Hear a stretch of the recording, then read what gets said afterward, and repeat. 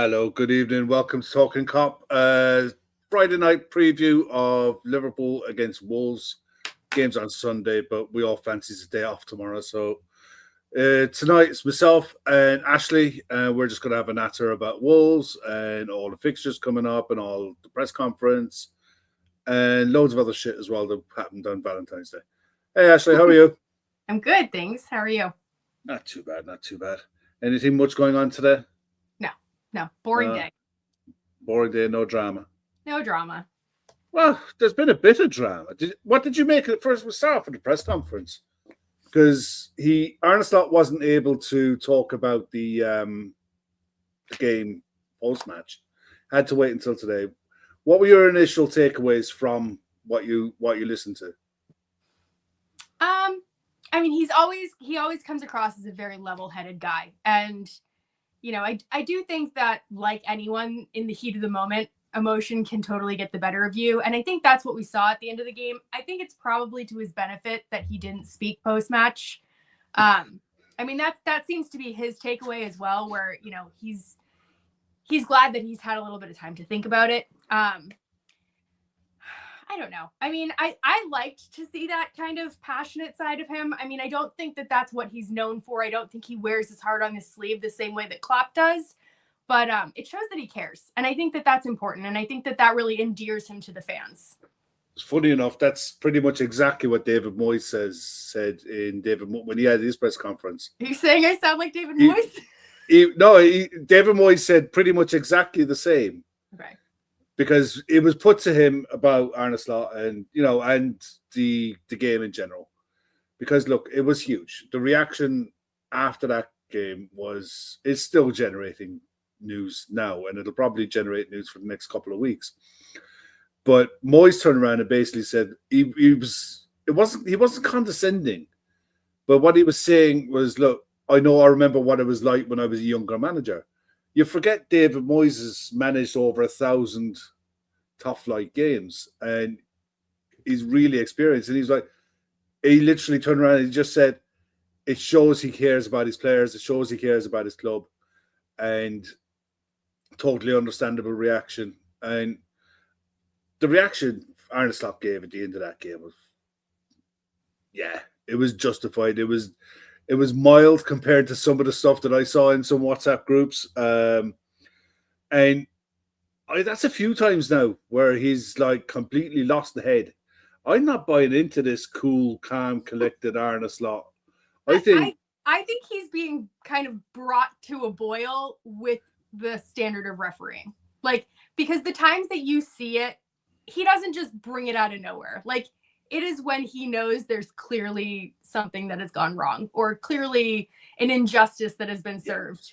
I think there's that. And I also think that he made a reference to it in his press conference as well. When he was talking about talking about Wolves, excuse me. The odds of a Dutch side, a PSV or an Ajax, losing to a side at the bottom end of the Eredivisie is very slim. It's not as stressful a league because the depth of competition isn't there. He knows how valuable each point is. And if he didn't know beforehand, he definitely does 20-odd games into the season. He knows that the next 14 games are going to be hard won, hard fought.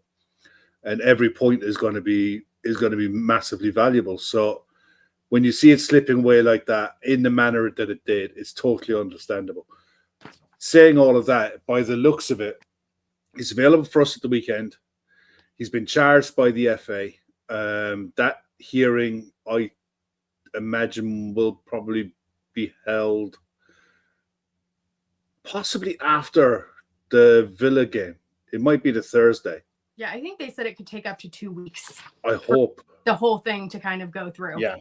Well, as it stands at the minute, he's available. He'd be in the dugout, so will his assistant. But I think it's fairly safe to say that he's going to be facing at least a one-match ban, if not two. I'm sure, they would love to make an example of him and have him not be there for the City match. I'm sure they would. I think it'll be really interesting to see the media narrative on Monday, to see what narrative they take, because I think the PGMOL take their lead off of what the media think of them. If the media start coming out with precious referees and you've got to safeguard them and wrap them in cotton wool and you can't touch them, you can't criticize them, you can't do this, you can't do that, then he's getting 2 games. If they turn around and said, look, Michael Oliver had an absolute howler, Arne Slot was justified in his anger, and all he did was shake his hand, then it could be open. You might only get 1, but we'll see. I mean, doesn't seem to be the direction that they've been taking though recently, where it seems like I think they went hard on referees for like a couple of games, and then they got a lot of, I don't know what you want to call it, but feedback from the higher ups is what I'll use. Blowback. Where it was like, yeah, like let's go back on this. It's causing too much trouble, and I think I don't know. I don't. Let's just say I do not expect much from whether Sky or any of these companies. I don't expect much from them. Yeah, I mean, Jonathan made the point there. It depends on what he said. 2-game ban for sarcasm. No, it would be because he's already served a 1-game ban already. So it's safe to say that the next one will be slightly more. It's just one of them. We'll see when it comes out. I hope that it's going to be after, because we'll get on. We'll chat about it later. After Sunday, the next run of 3 games are huge. They're massive games, each in their own right. Really difficult fixtures. So if he's missing for 2 of them, it could work one of 2 ways with the players, with the coaching staff. It could galvanize a lot of things. It could solidify the club's run for a title. There's so many ways you can look at this. But anyway, Sunday, Wolves, Anfield. Yeah. Looking forward to it? I'm looking forward to playing another game to get the last one out of our system. I need a clean slate, because that is still like running through my brain in a way that I don't want to think about again. Yeah, I think this going into this game, I don't think we've played well for a while. We haven't. We only have 2 wins out of our last 5. And I know some of those were throwaway games, or they were games against, in different competitions, but it's not a great record. We're not on a roll at the moment. Yeah, I mean, Spurs aside, because look, it was pretty easy to play well against that version of Spurs. But everything else, Plymouth you can make an excuse for, PSV you can make an excuse for. Everton, it's a derby. You get those kind of games. But this one, I think it's kind of important to see a bit of performance this weekend. 3 points, massive. Needs 3 points first and foremost. But I think you really do need a performance this weekend. You need some big players to stand up. I think you need some forward players to put in a performance.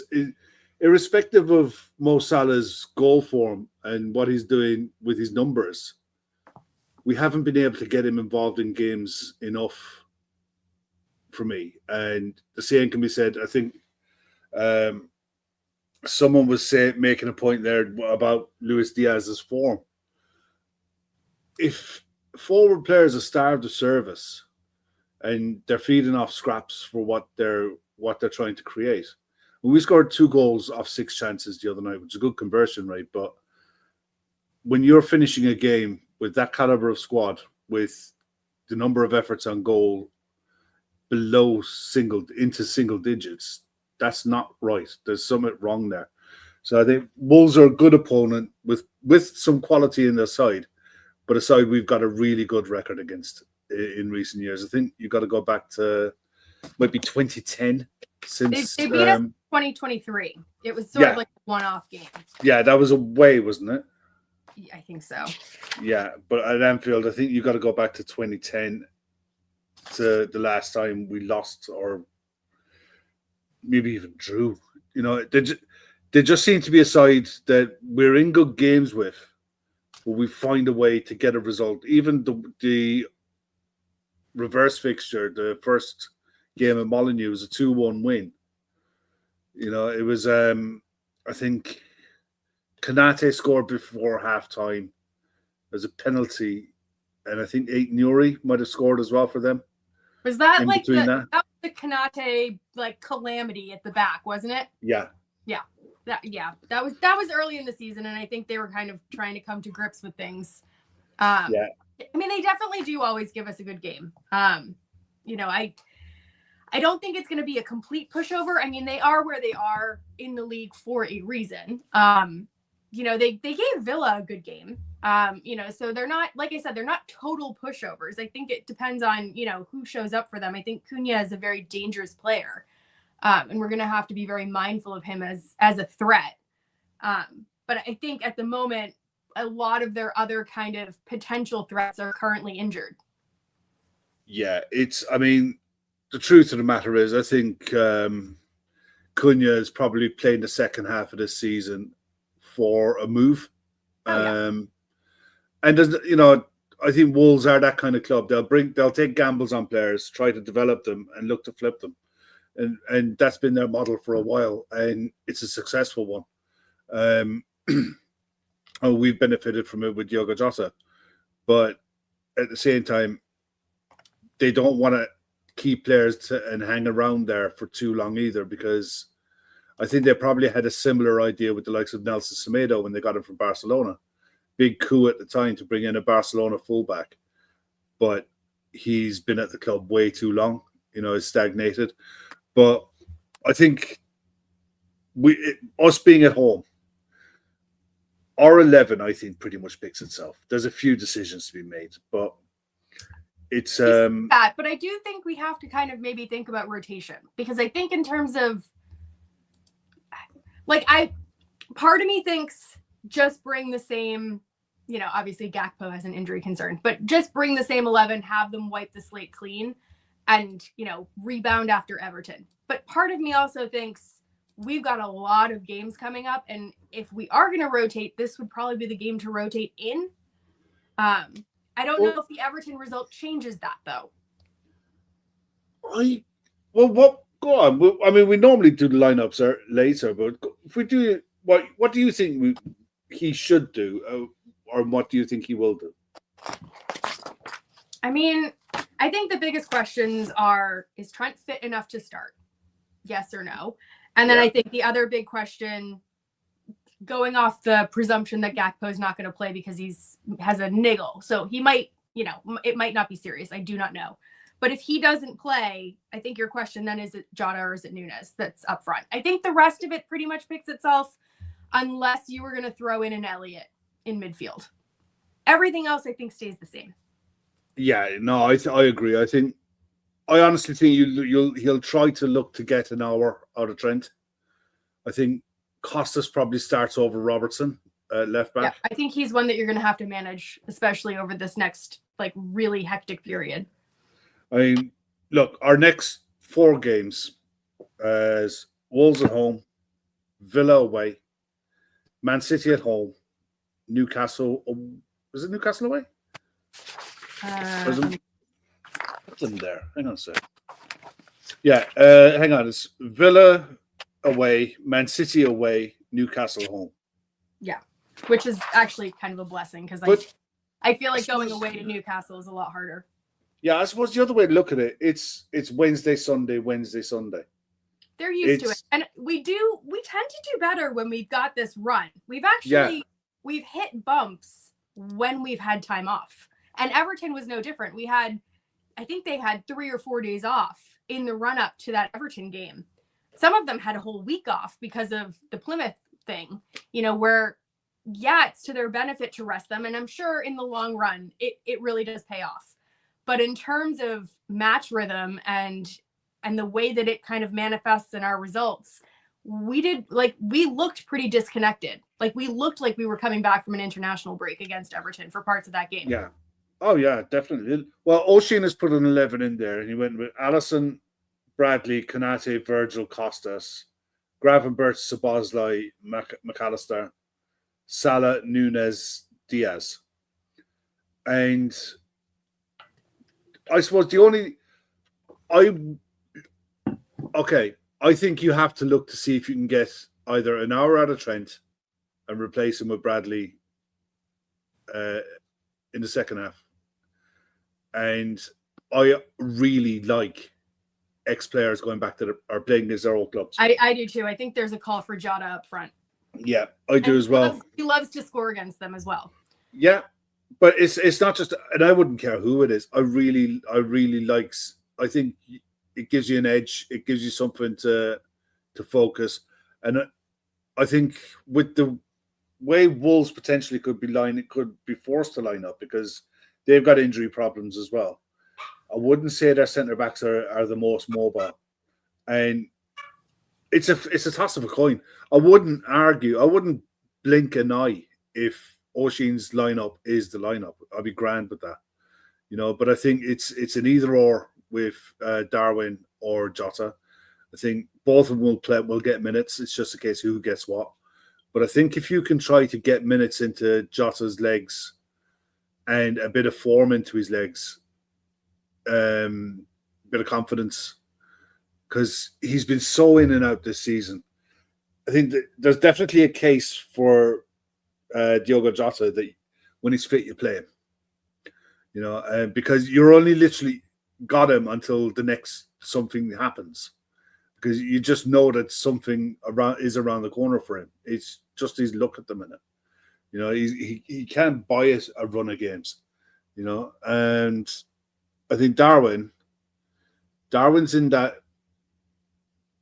I hate saying last chance saloon, but he's definitely in that position where a decision is going to be made on his future. If it already hasn't been, it might have already been made, but there's a choice of two. I don't think he'll risk Cody because I remember when he came off in the derby, he jogged off, but it was kind of a limp to it.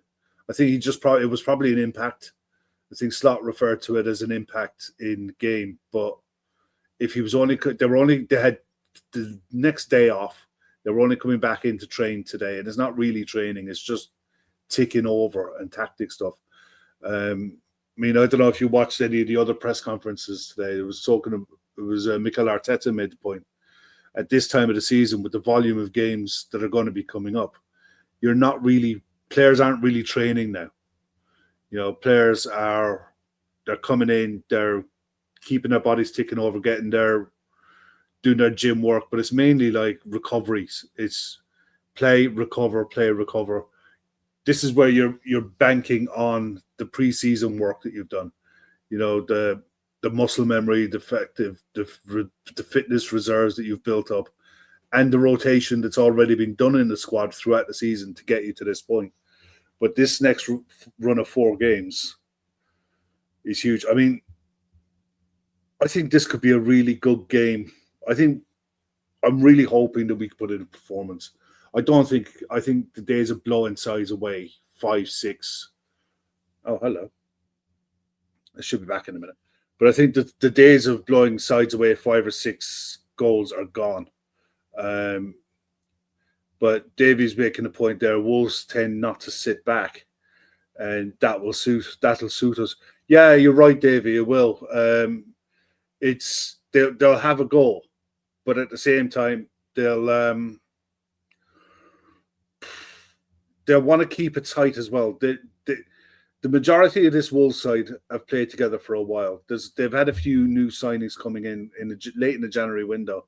They're missing a few key players as well, like Wang Hee-chan is missing, and a few of the others as well. But they generally have been more defensively sound since this new manager took over. So it's under Gary O'Neill, I felt they were more of a swashbuckling, attacking side. This seems to be a bit more defensively minded and playing to the strengths that they have available to them. But it's a massive day for the manager as well, Yeah, we definitely need to see some sort of reaction. I think we were expecting a reaction from the senior players after that Plymouth game. I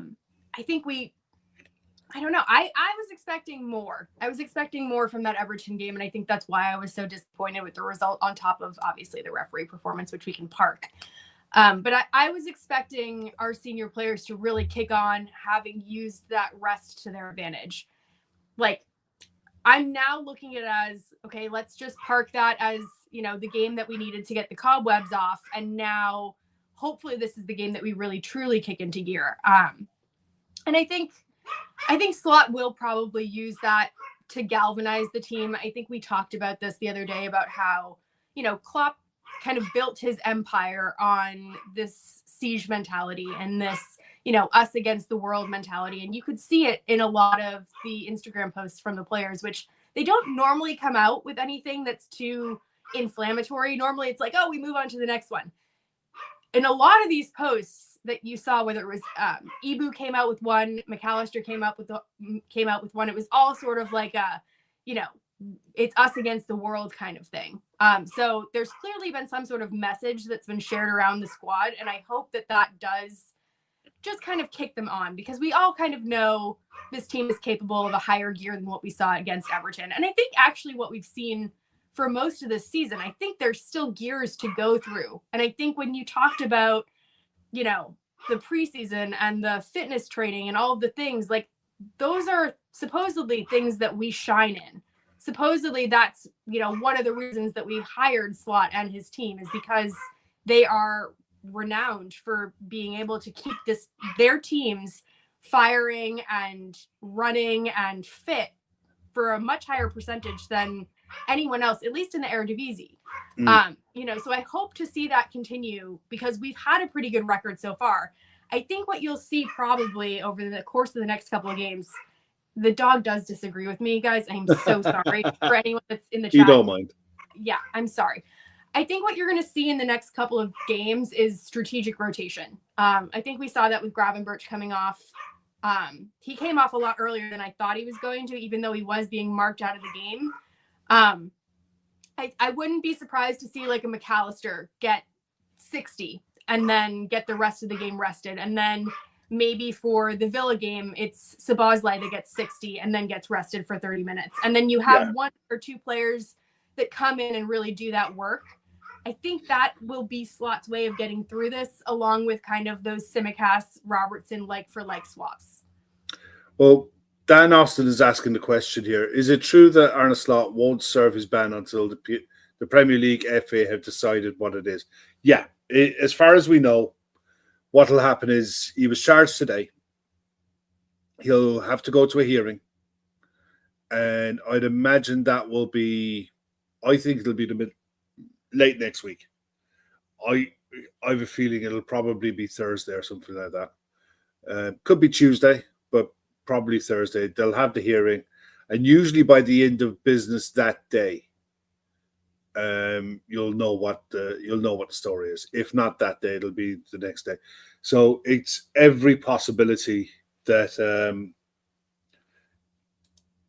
I think there's every possibility that he'll miss the Man City game and potentially the Newcastle game as well. I think there's every chance of that. We'll find out, but he is available for the game tomorrow on Sunday.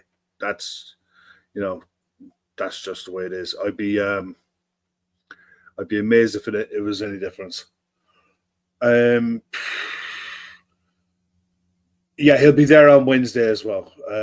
Slot has what's that? Slot has till Wednesday to respond to the charge.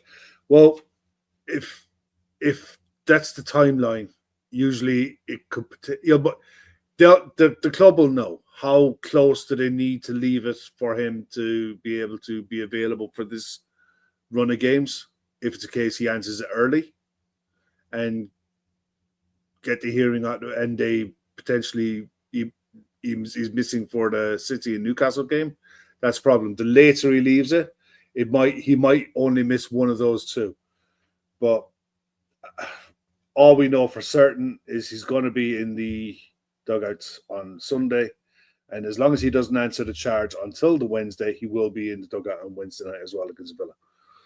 And he's mentioned before that and we said this on the other podcast the other day, it is different when you're suspended in this league than when you're suspended in the Eredivisie, where, he was talking about when you get a red card as a ref in the Dutch league, you can't do anything. You can't do press. You can't do halftime talks. You can't do tactics. I don't even know if you can be in the stadium. No, you can't. Yeah. So it's much, much more strict. And I think when he already had the one red card, and he was speaking about it after. You know, he was like, "Oh, it was fine. You know, I got to do the tactics at the beginning of the game. I got to go into into the dressing room at halftime and make the adjustments I wanted to do. I could speak to the person on the touchline with, you know, a walkie-talkie or whatever it is that they use." And he also gets, you know, the advantage of looking at the game from a bird's eye view, which can allow you to see things tactically that you can't normally see from the sidelines. So it's not great. It's not ideal, but, you know, silver linings are there. You know, it's not as bad as what it could be. Yeah, agreed. But on to Sunday, back to Sunday. How do you see this one going? Go on. What would your scoreline be? Your goal scorers. My heart says 3-0. I want it to be a clean sheet. I want it to be a true performance. I would love for someone. I mean, I think Salah will be a goal scorer. I would love for our other forwards to contribute, whether that's Jota, whether that's Diaz. I do think that we need some goal contributions from other players, and we need to start seeing players other than Cody Gakpo dragging this team along, because Mo Salah is currently at 62% for all of our goal involvements. That's how much he's carrying the team. It's crazy. It's actually crazy. Yeah. And it's way more than any other team. I think the closest is Isaac, and it's not even close. It's a pretty significant drop from Mo Salah. So we need to get back into the rhythm of getting more of these guys on the score sheet. We saw it with Szoboszlai. You know, he stepped up when the manager asked him to step up. I think McAllister has come up with a couple more goals than I expected him to recently. So they are also options. But I would really like to see our forwards just kind of get into some kind of rhythm or some kind of form. And that goes for kind of all of them, whether it's Núñez, whether it's Jota, whether it's Diaz. Yeah, I think it'll be tight. I think we'll win it 2-1. I don't think it'll be a nail biter. I think the way Wolves will play, and the kind of players that they have footballers, you know, that like to keep the ball on the ground. They move it quickly enough, and they like to get Cunha on the ball as much as possible. And they've got some ball players, you know, footballers in the middle of the park as well, who can break up play and move it quickly. But at the same time, I think at the back we can get at them. I think we'll be able to build through the thirds. I don't think it'll be easy, but I think it'll be easier to build through the thirds than it was against Everton. I think the fact that it's at home will make a massive difference. But I think my goal scorers, I'd have Salah and Jota. I just have a thing with players scoring against their old clubs, and it's been a while since we've had it feels like a while since we've had a clean sheet in the league. You know, it's just. I think we had one. It wasn't Everton. We had one the game before Everton. Was that? So it wasn't that long ago. It just feels like it, doesn't it?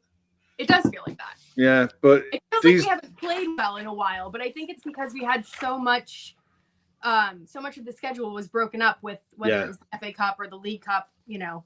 Well, it's about to get blown up out of all proportion now. The Bournemouth clean sheet was actually a really good clean sheet, and I think that was the last league clean sheet that we had. And I wouldn't be surprised if it's a similar type of game to the Bournemouth one, where they'll try and play. They're not going to go long like Everton. You know, they're not going to be that direct, but they'll try and play. I think we'll be able to win the ball back in good areas, but. This is a mad month now, February. It's what we say, Sunday, Wednesday.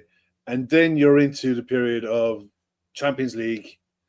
We have a Premier League match in March, on the 8th of March at home to Southampton.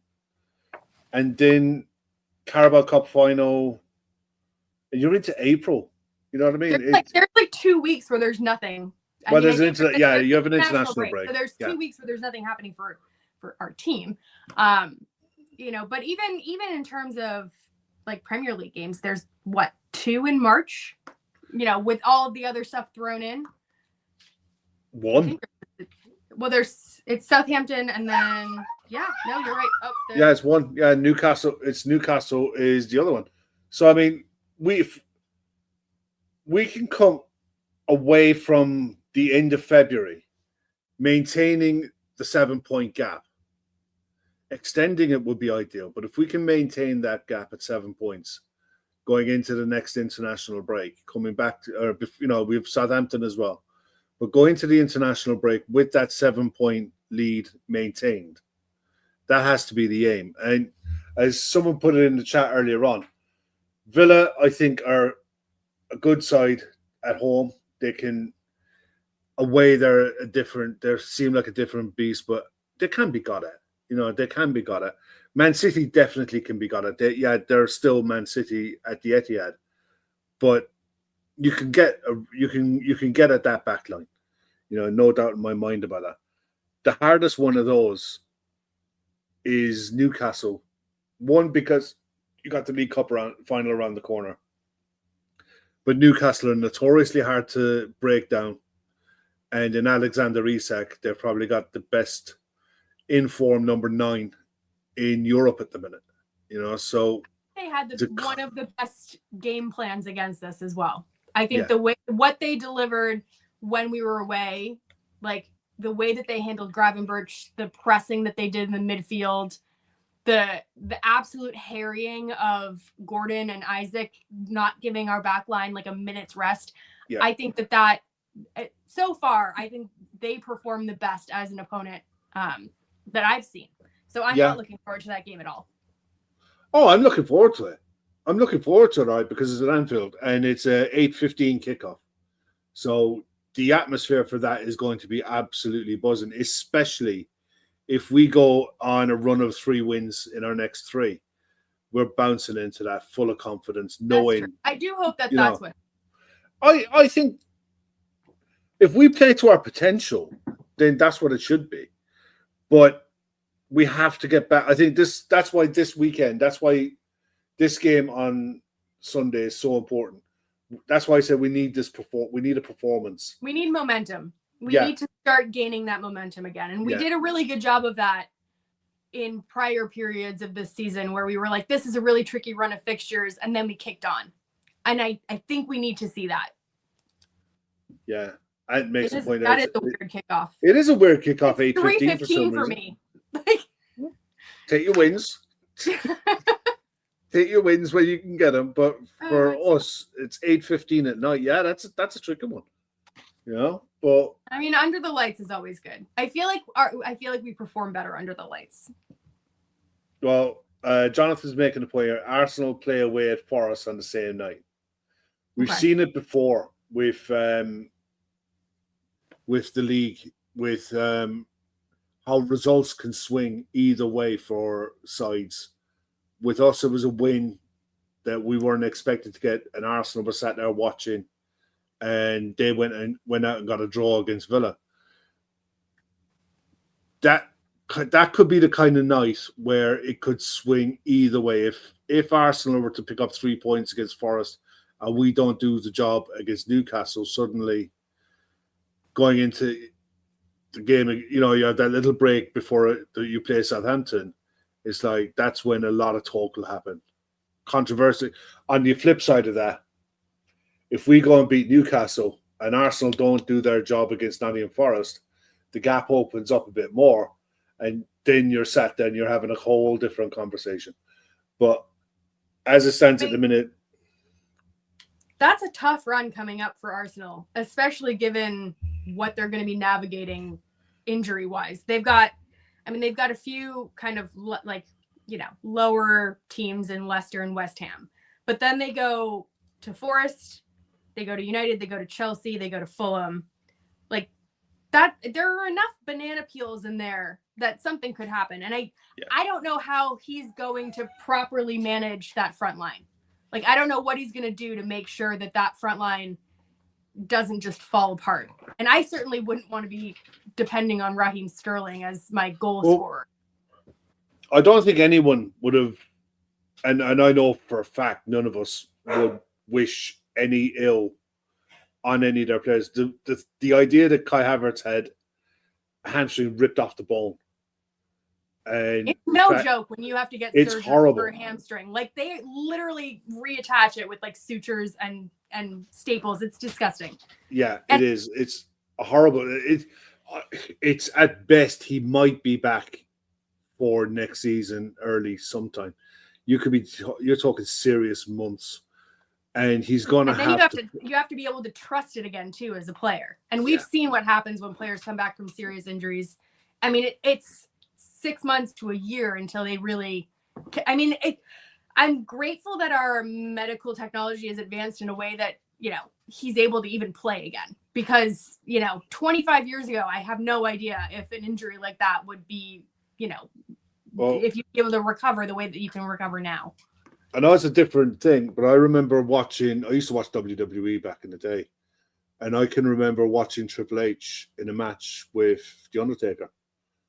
And I literally saw his hamstring peel off the bone, and it literally flipped around towards his thigh.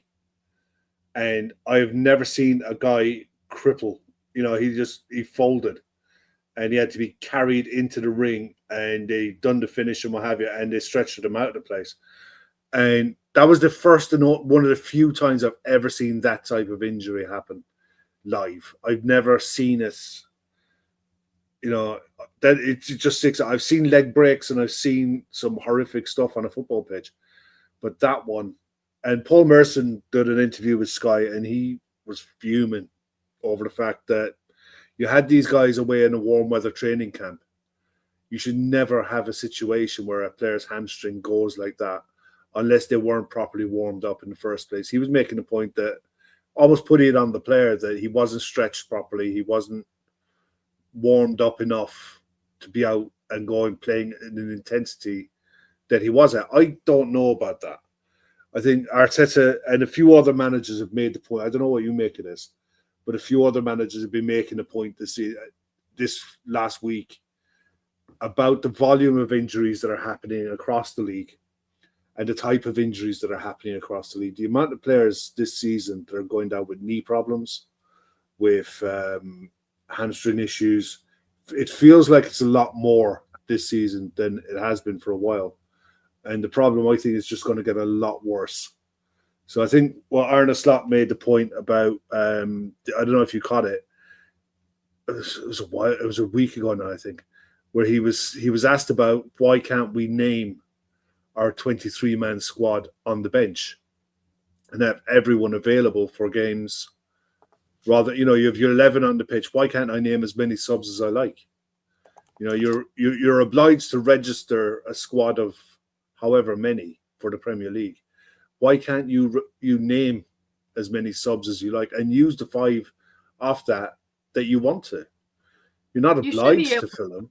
You should be able to. And I do think, I don't know, it's tough. I think when you're speaking about this from like just sort of like a really basic like exercise background, like I work as a yoga teacher, and one of the main things that they say in terms of muscle injuries is, it is about warming up, and it is about preparing the muscles properly before you start getting, deeper into, whether it's in yoga, it's yoga poses, but, in soccer or in football, it'd be sprints and things like that. I do kind of think that might be, I think it's a little bit different. They obviously are performing at such an elite level where they have so many sports scientists there that are getting these players ready to the point where, like, I don't think it's about them being cold or unstretched. I think that's kind of what the average person deals with when they go to the gym or when they go to a workout class. I think with these highly trained athletes that are so finely tuned, I think what you're seeing is more overuse injuries, specifically with the hamstrings.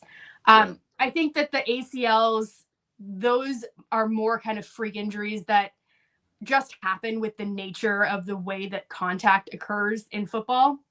I think, you're definitely seeing it happen more with, female athletes as well. And it's starting to get a little bit more coverage in the media. But I think overall, it just kind of highlights how important the sports science is if we are planning on keeping the schedule the way it is, because we really are pushing these I mean, they're human beings. They're not racehorses, but we're treating them like racehorses.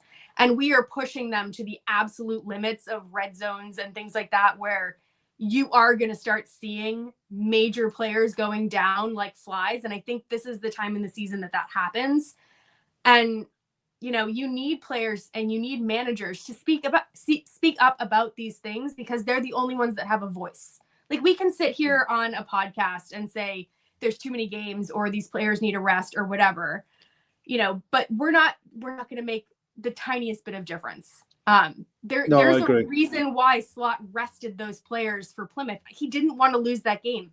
I guarantee you he would have rather been able to play all of his senior players and have it be no big deal, but he had to rest them. He had to give them days off before Everton, because he knows in the long run that those sacrifices are worth it.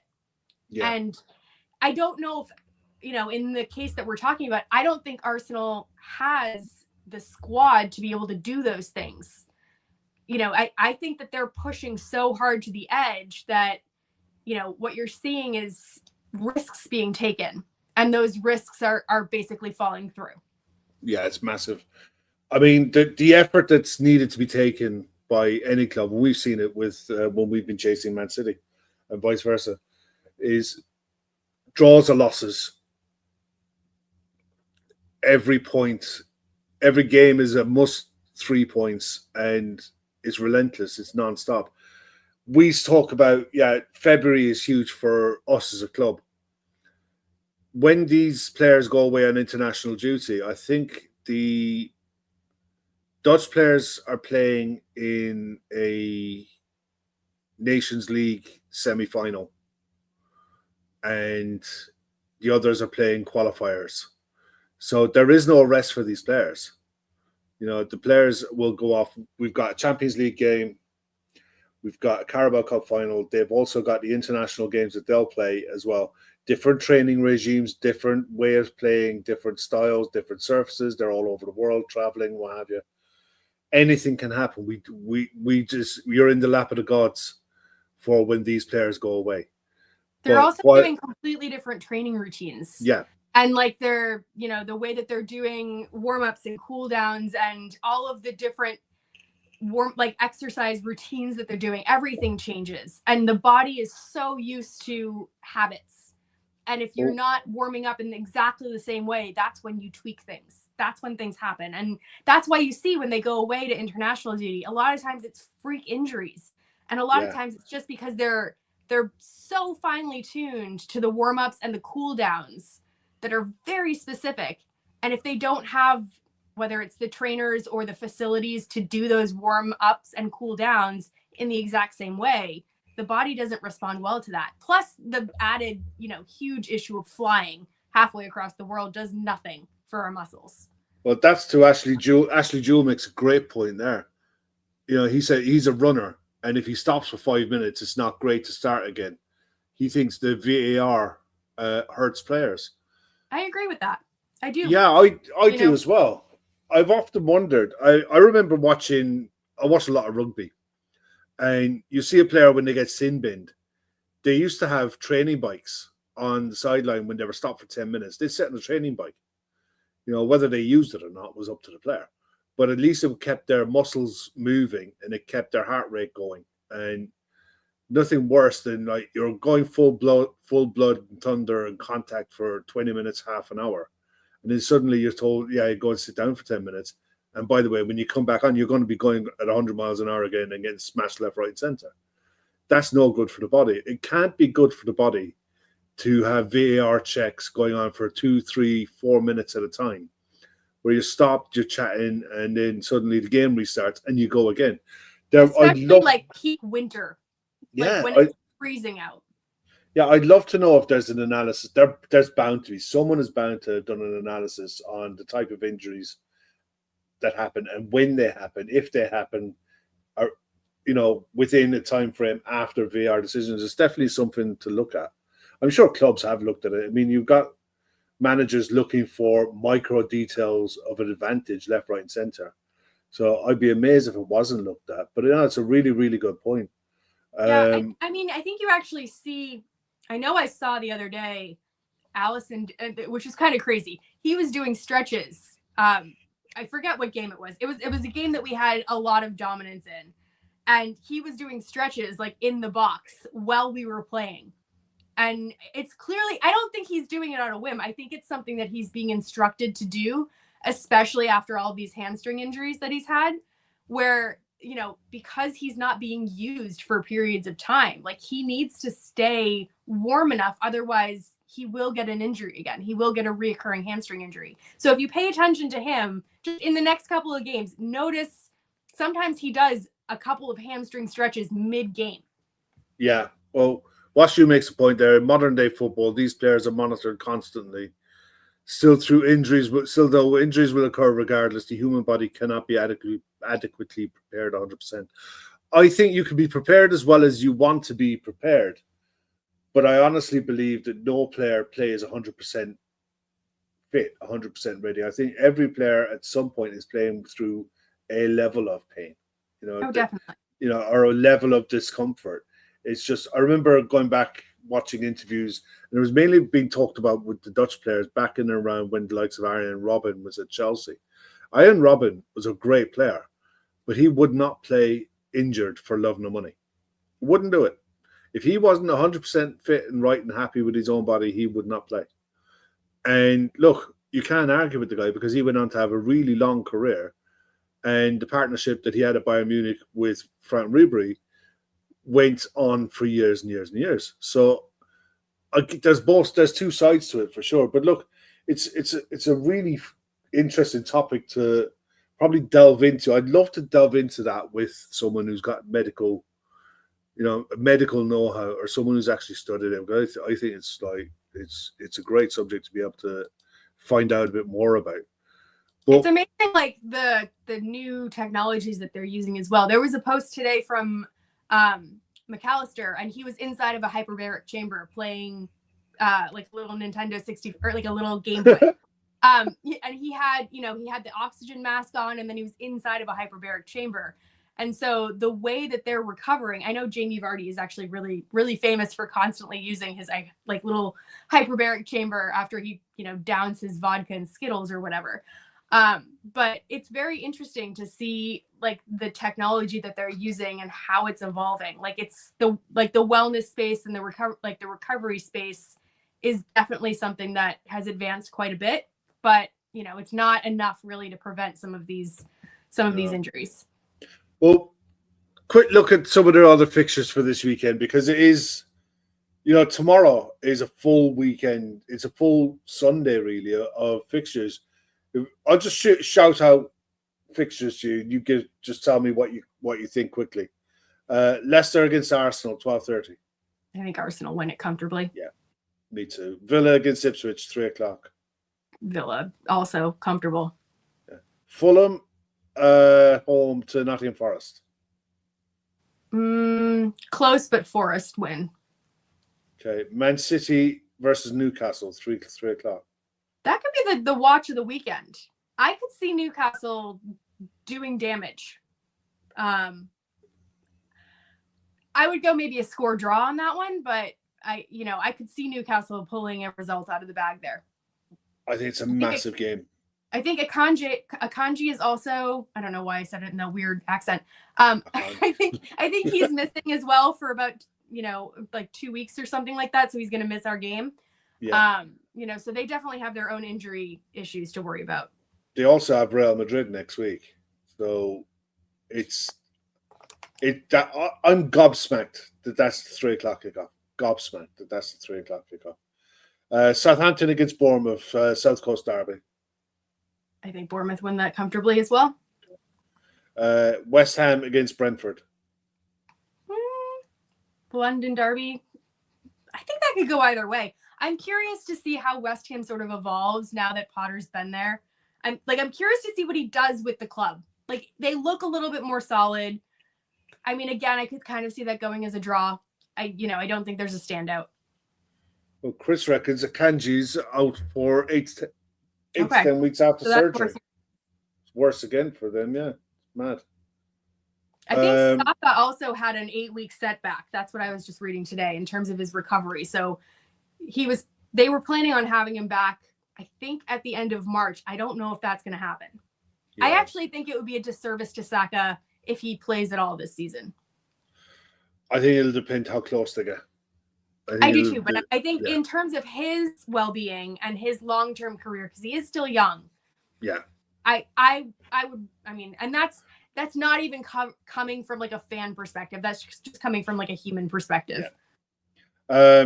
Crystal Palace against Everton is the 5:30 kickoff. That's why I couldn't get Palace over. Absolutely crush them. Well, Everton away, they don't. I don't think Everton's game plan will change from now on, irrespective of who they're playing. But I think they're Palace, never going to play as well as they played against us, though. Like they're kind of like United, where they have like a whole separate Liverpool only gear that they only click into in those games. Yeah, I think the way Palace are able to find Mateta, I think that'll give Everton a lot of problems this weekend. You know, and the other game on Sunday, apart from us, is Spurs against Manchester United. The lesser of two shit teams. I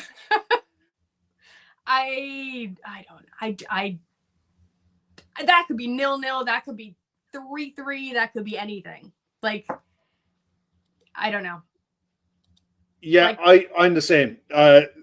Zapista, what is it? Zapista? 9-9. 9-9. It literally could be any score because neither of them have like a personality yet. Or I mean, I say yet. I mean, it's been 2 years for Postecoglou, but they can't defend, so it could be anything. Oh, that's got 0-0 written all over. And like I said, zero, like it could be 0-0 or it could be 3-3. I don't know. Yeah, well, we know the score in one game because tonight's game finished at the Amex. Brighton 3, Chelsea 0.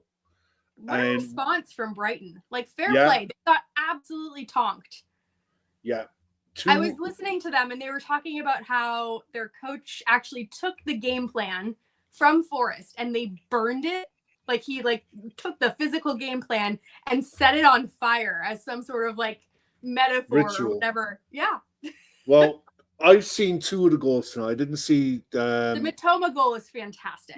Mitoma's goal was unbelievable. Yeah. I saw Minta's second goal. I didn't see his first.